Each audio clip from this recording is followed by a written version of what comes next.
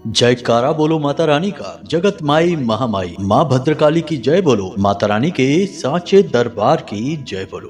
कुंभ राशि वाले बंधुओं, स्वागत है आप सभी का मंथन भिंड यूट्यूब चैनल में। बंधुओं, इस फरवरी पूरी दुनिया आपके कदमों में झुक जाएगी। आपकी सारी दुख तकलीफें दूर हो जाएंगी, साथ ही साथ आपकी हर मनोकामना पूरी होगी। कहने का मतलब यह है कि आपकी किस्मत चाहे कितनी ही फूटी क्यों न हो, यह एक चीज आपकी किस्मत को हीरे की तरह चमका देगी। जी हाँ बंधुओं, इस एक चीज के बारे में हमारे पुराणों में भी बहुत गहराई से और विस्तार से वर्णन मिलता है, और यह माता भद्रकाली और माँ बगलामुखी का एक बेहद ही शक्तिशाली आंशिक स्वरूप है। अगर आप इसे इस फरवरी के महीने में अपने पास रखेंगे तो निश्चित तौर पर बड़ी से बड़ी और कठिन से कठिन मनोकामना भी आपकी चुटकियों में पूरी हो जाएगी।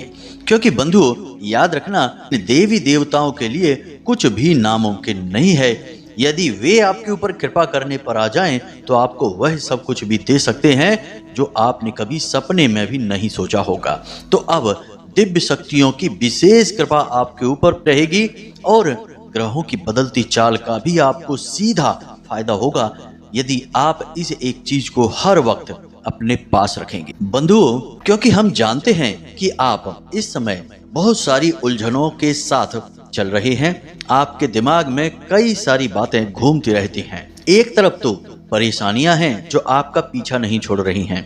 किसी के जीवन में काम धंधे व्यापार से जुड़ी समस्याएं हैं, कोई अपने रिश्ते नातों को लेकर बहुत दुखी है, और किसी के जीवन में पैसे की तंगी चल रही है और कर्जे ने भी उनकी कमर तोड़ कर रखी है। और कुछ हैं जो बीमारियों से परेशान है। एक के बाद एक बीमारियों का जो सिलसिला चल रहा है वह टूट ही नहीं रहा है।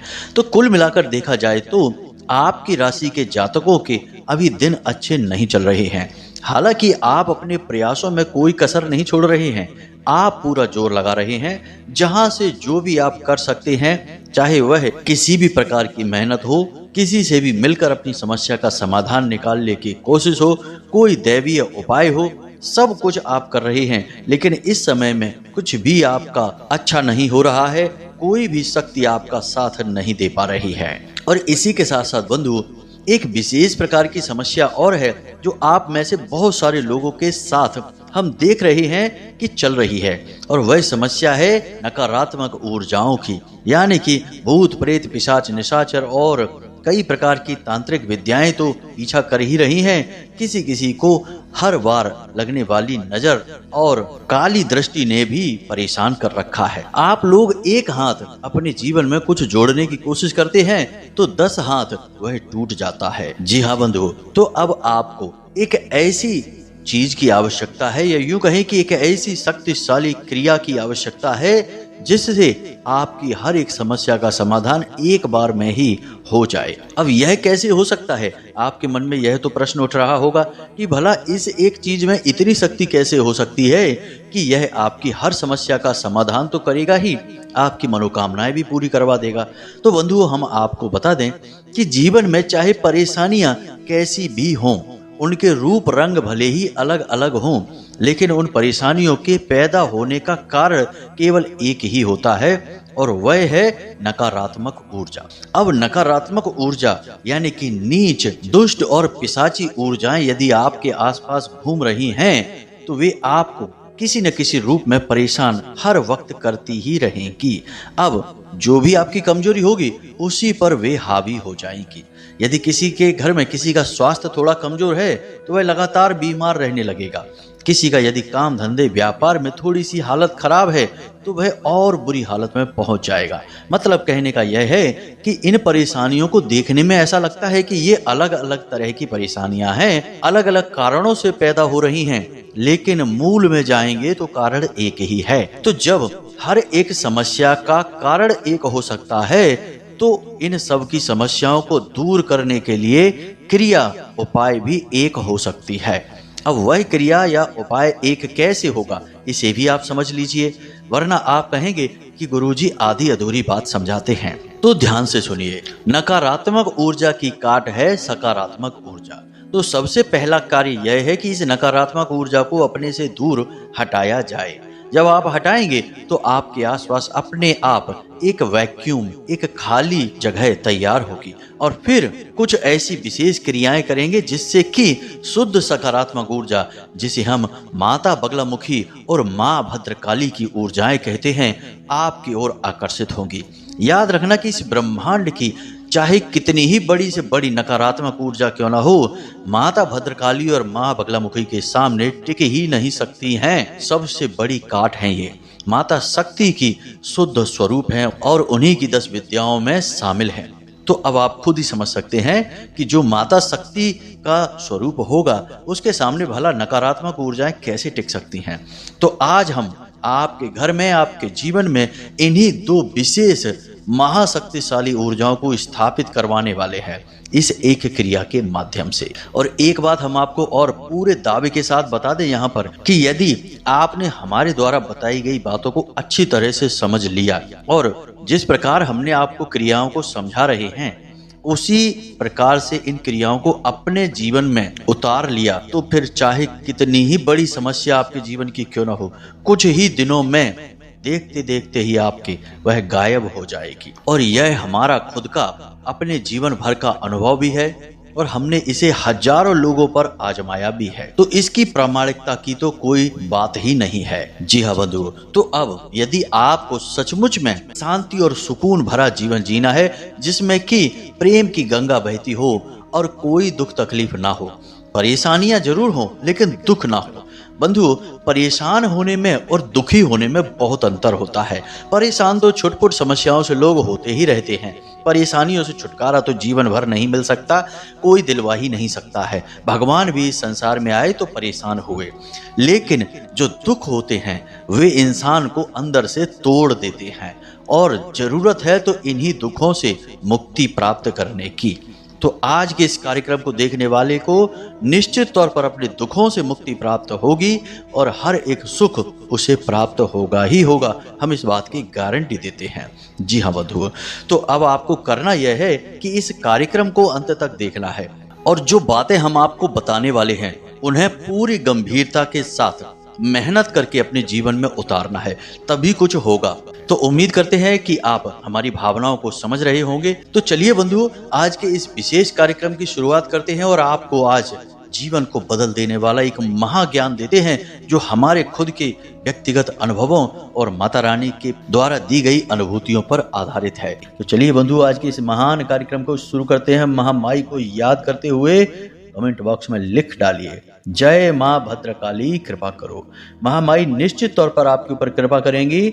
माई बहुत दयालु हैं, अपने बालकों की पुकार पर तुरंत ध्यान देती हैं और उनकी मदद के लिए दौड़ पड़ती हैं।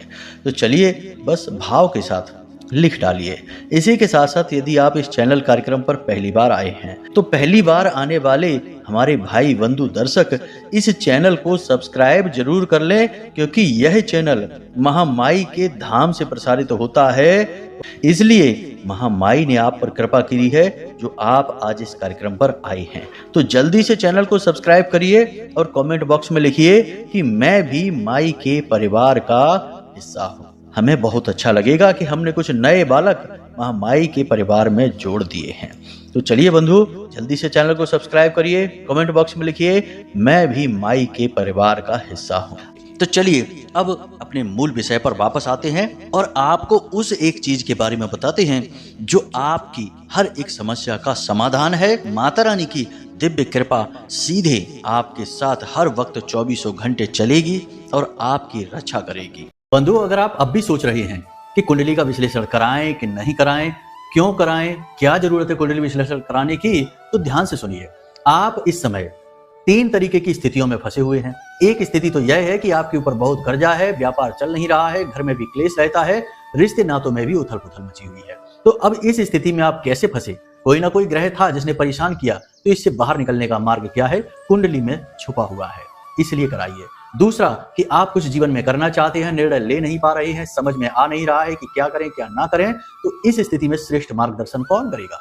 आपके ग्रह, आपकी कुंडली।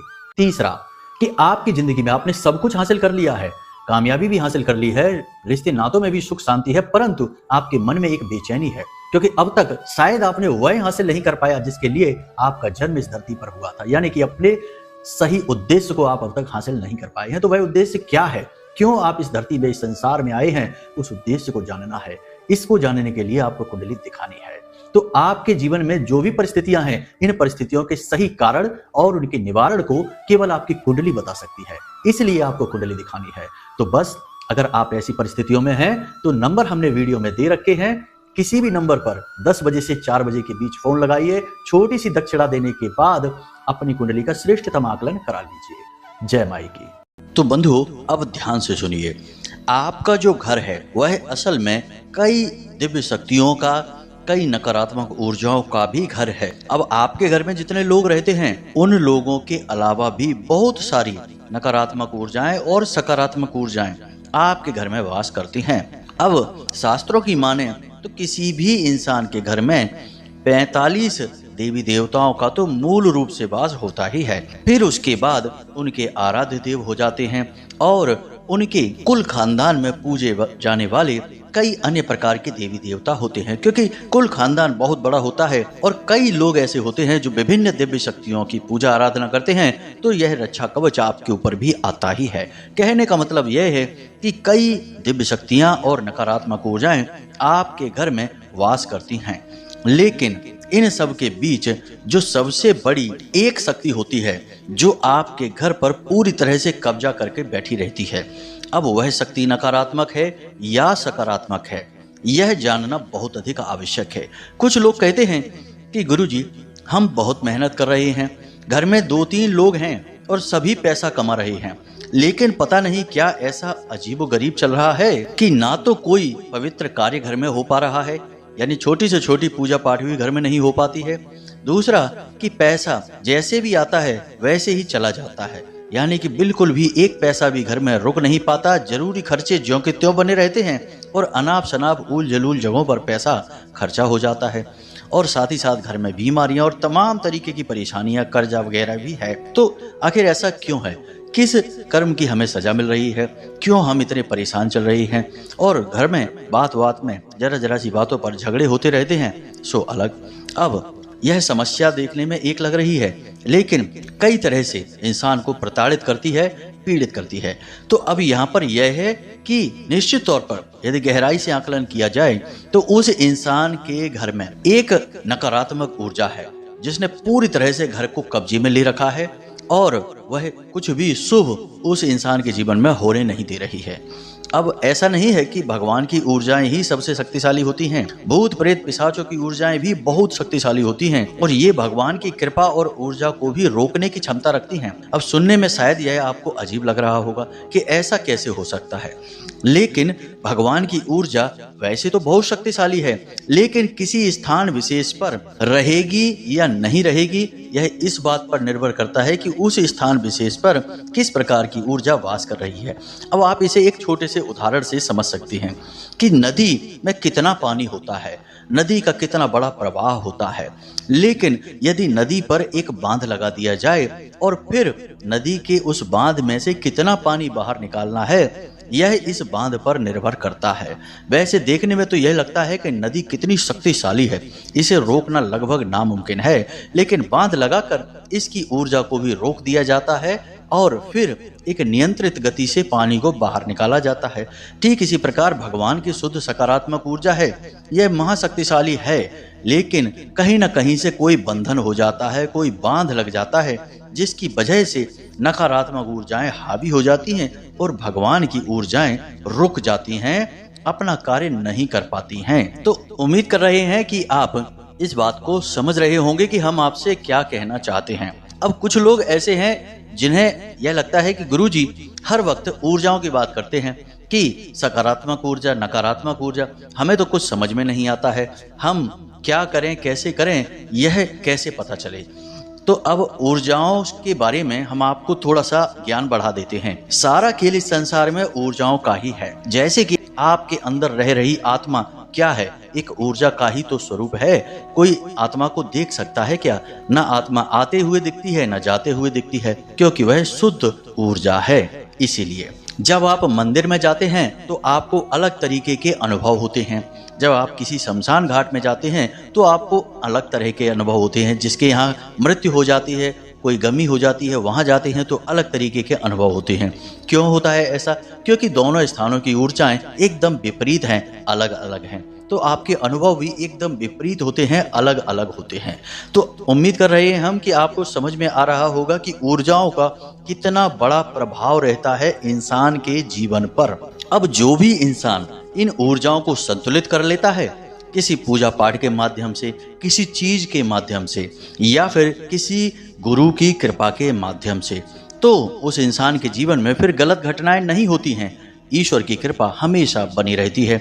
आपने देखा होगा, इसीलिए बहुत सारे लोग अष्ट धातु का चूड़ा पहने रहते हैं, अंगूठी पहन के रखते हैं, या फिर कोई विशेष नग धारण करते हैं, रुद्राक्ष धारण करते हैं, कोई लॉकेट, ताबीज। यह सब चीजें क्या हैं? यह सब ऊर्जाओं का संतुलन बनाने के लिए ही तो हैं। तो अब यहाँ तक आपको समझ में आ गया है कि सारा खेल ऊर्जाओं का है और इन ऊर्जाओं को ही आपको संतुलित करना है। अब एक बात और हम आपको बता दें कि हमारा हिंदू धर्म, सनातनी परंपरा बहुत उन्नत है। असल में हमारे जो ऋषि मुनि हुआ करते थे वे वैज्ञानिक से कम नहीं थे। उन्होंने ऊर्जाओं को बहुत अच्छी तरीके से समझा था, इसीलिए उन्होंने ऊर्जाओं को अलग अलग नाम दे दिए। कोई भोले बाबा की ऊर्जा है, कोई हनुमान जी की ऊर्जा है, और किसी ऊर्जा को नाम शक्ति का दे दिया, किसी को माता काली और किसी को माँ बगलामुखी। अब इससे सुविधा यह हो जाती है कि जिस इंसान के जीवन में जिस प्रकार की तकलीफें हैं, वह उस विशेष प्रकार की ऊर्जा की साधना करता है, उससे जुड़ी चीजों को धारण करता है और उसको उसी समस्या से मुक्ति प्राप्त हो जाती है। यह बहुत जरूरी है जानना। जो इन बारीकियों को समझते हैं वे ही जीवन में मन चाही सफलता हासिल करते हैं, और जो मूर्खता दिखाते हैं और अंधी दौड़ में लगे रहते हैं, कहते हैं हम इन सब बातों को नहीं मानते, हम तो केवल भगवान को मानते हैं और उन्हीं को पूजते हैं। तो आप ऐसे पूजते रहिए, कुछ नहीं होता है। मंदिरों में हजारों लोग आते हैं, लाखों लोग आते हैं, सबकी मनोकामनाएं पूरी नहीं होती हैं। पूरी केवल उनकी होती हैं जिनके तरीके बिल्कुल सही हैं। इसीलिए आपने ऐसे बहुत सारे लोग संसार में देखे हैं जो कि अपनी तकलीफ बताते हैं, कहते हैं हम तो जीवन भर हो गया भोले बाबा को जल समर्पित कर रहे हैं, हनुमान जी में आस्था रखते हैं, हनुमान जी की पूजा करते हैं, लेकिन हमें तो कोई फल प्राप्त नहीं हुआ, दुख ही दुख मिल रहे हैं। अब जीवन में बांध लगा है, ऊर्जाएं, सकारात्मक ऊर्जाएं आपके जीवन को प्रभावित नहीं कर पा रही हैं और नकारात्मक ऊर्जा से जीवन चल रहा है, तो दुख तो रहेंगे ही। भगवान इसमें क्या कर लेंगे? आपने तो काम किया ही नहीं कुछ। यहाँ से आपको सारी बातें समझ में आ रही हैं। अब एक छोटा सा उदाहरण से और समझिए।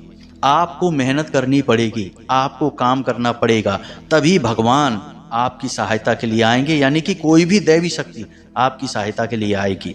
आपको उसे बुलाना पड़ेगा, आपको उस तक जाना पड़ेगा। सुदामा भगवान श्री कृष्ण के बहुत अच्छे मित्र थे और खूब जानते थे भगवान श्री कृष्ण के सुदामा जी अपनी जीवन को तकलीफ में बिता रहे हैं, लेकिन कुछ भी नहीं कर सकते थे। लेकिन जैसे ही सुदामा जी भगवान श्री कृष्ण के पास पहुंचे, उन्होंने अपनी कृपा का भंडार खोल दिया और उन्हें राजाओं जैसा जीवन दे दिया, केवल 3 मुट्ठी चावल के बदले में। ऐसा क्यों हुआ? क्योंकि सुदामा जी ने प्रयास किया। यह कहानी हमें दिखा रही है कि मानव को पहले प्रयास करना पड़ेगा, तब भगवान आगे बढ़ेंगे। अब यहाँ तक सारी बातें आपको समझ में आ गई हैं। अब बात करते हैं आपके मूल विषय की। हम यहाँ पर बात कर रहे हैं माता बगलामुखी की। माँ बगलामुखी एक ऐसी दिव्य शक्ति है जो माता शक्ति का शुद्ध स्वरूप है और उनकी 10 महाविद्याओं में से 8वीं महाविद्या है।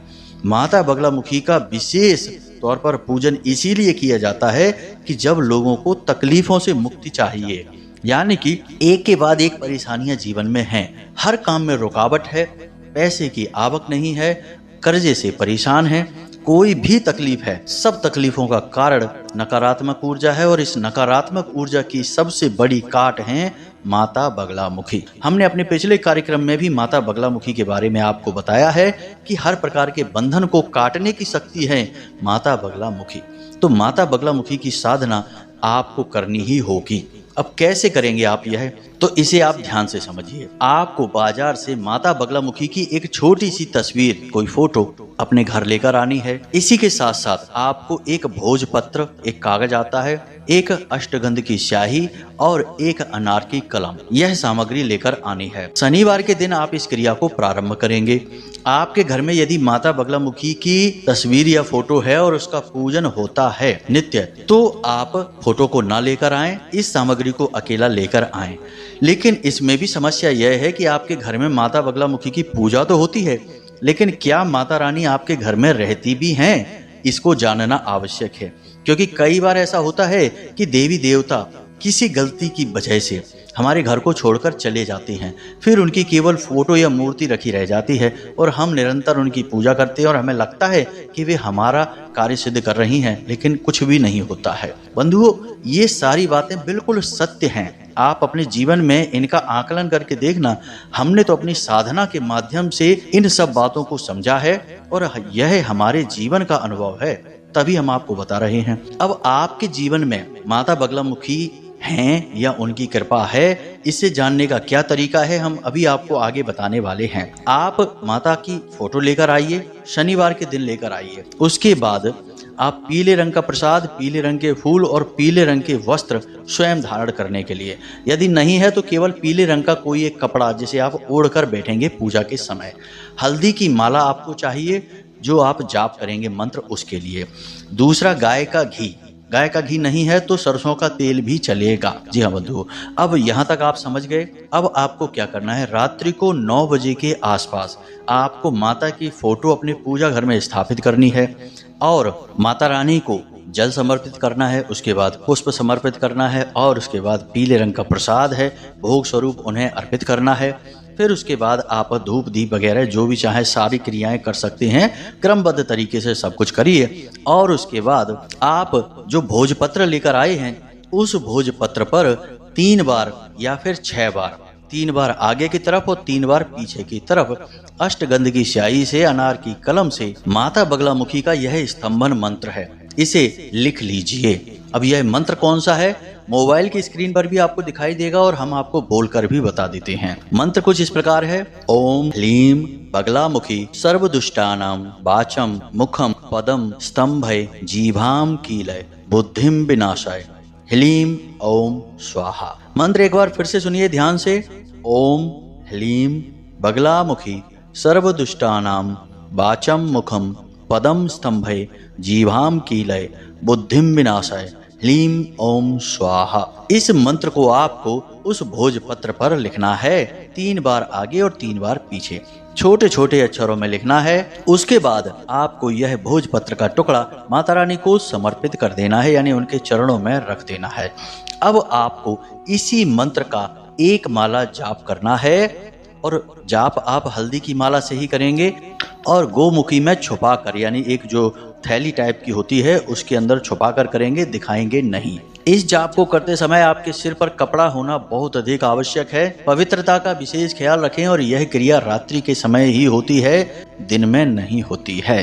अब यह क्रिया आप 3 दिन तक लगातार करेंगे और 3 दिन तक लगातार यह भोजपत्र माता रानी के चरणों में रहेगा। इसके बाद आप 3 दिन के बाद रात्रि में जब आप सोने जाएं, उस समय इस भोजपत्र के टुकड़े को उठा लें। यह क्रिया आपकी लगातार 11 दिनों तक चलेगी। तो 3 दिन के बाद आप इस भोजपत्र को उठाएं और रात्रि को सोते समय इसे अपनी तकिए के नीचे रख कर सोएं और माता रानी से ऐसी प्रार्थना करें कि हे माता रानी, हम आपकी साधना कर रहे हैं और हम चाहते हैं कि आप हमारे जीवन में जितनी भी नकारात्मकता हैं उसे काट दें और अपने किसी न किसी आंशिक रूप में किसी भी प्रकार से हमें दर्शन दें या अपने आसपास होने का हमें एहसास कराएं स्वप्न के माध्यम से। इस तरीके की आप प्रार्थना करेंगे और इस भोजपत्र के टुकड़े को अपने सिरहाने रखकर सोएंगे। हो सकता है पहली रात्रि में कुछ भी ना हो, दूसरी रात्रि में कुछ ना हो,